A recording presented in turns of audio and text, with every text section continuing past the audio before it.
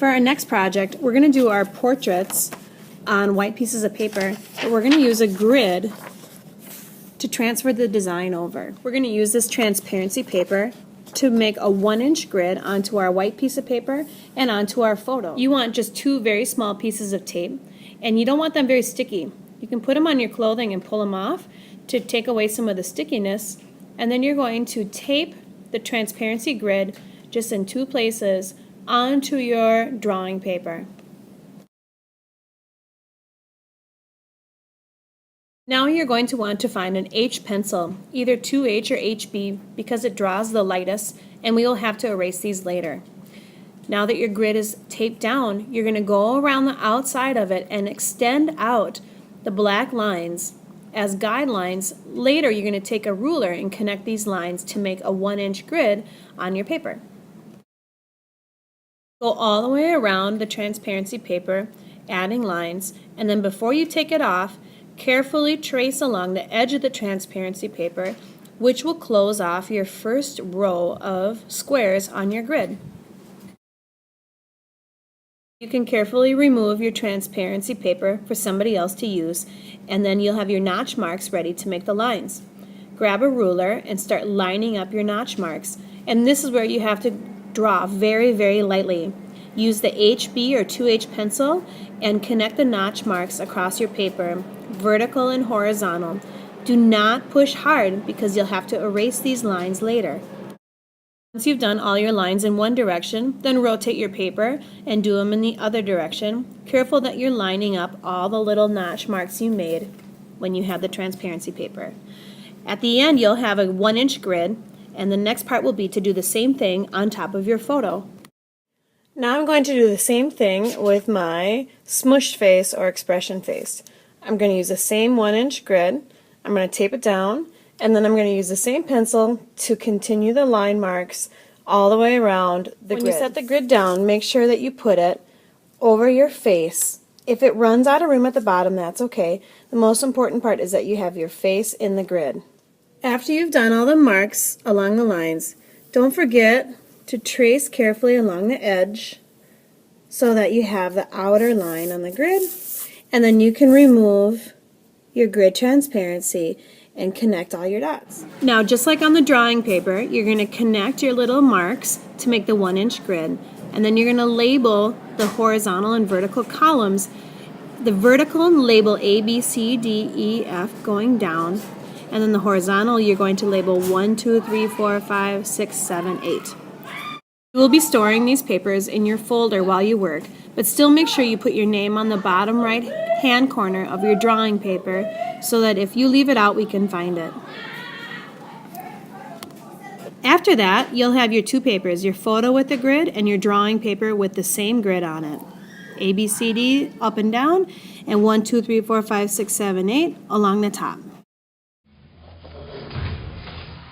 Now is when you're going to start thinking about if you're going to go for the whole face drawing or a half face portrait, and decide where you're going to do the half, which half you're going to do.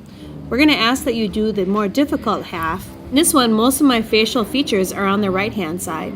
So if I were to cut the paper halfway down the middle, I would draw the stuff to the right hand side and then leave the photocopy on the left hand side for my final product.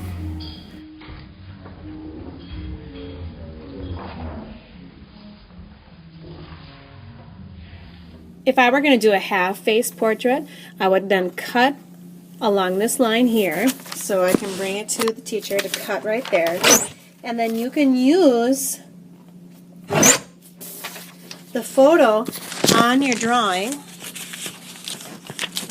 So now I can actually just tape this right along that line where I cut, making sure I'm lining up my grid marks. And then I'm going to be drawing on this side. So I'll be able to line up right where my glasses come out and right where my chin comes out, and I'm going to be drawing this stuff here.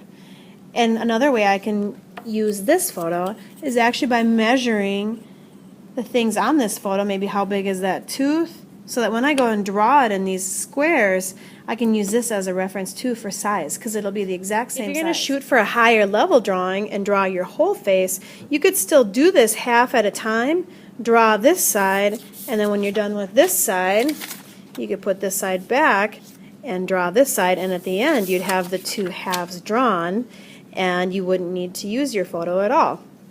So if I'm going to be drawing this half of my face now, it'll probably help me to put my letters down this side so that I can make sure that I'm doing the same square when I go to draw. So what I can do first here is I can look at square A5, which is right here, and I can start to draw that same stuff in square A5 on my drawing paper.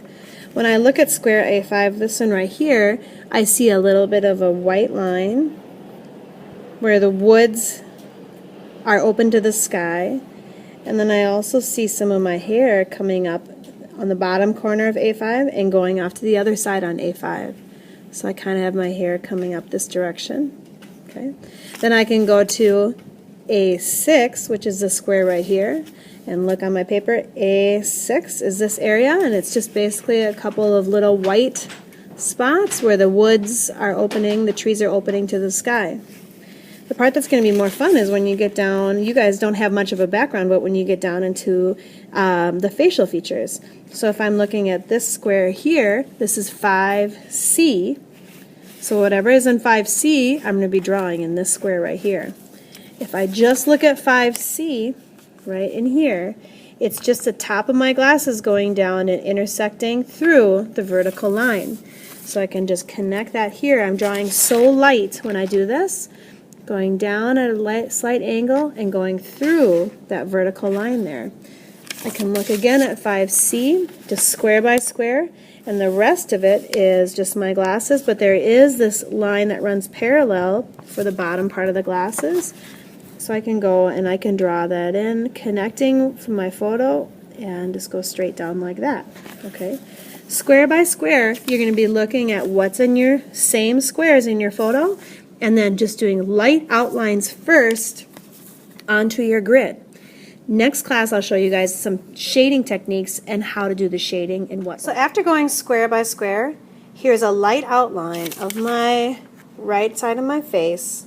Now I'm going to be ready to shade. If this is going well for you and you want to challenge yourself to move to a higher level, you can now put your photo over here and start drawing this side of the face, or just try drawing this side of the face without using your photo taped on at all.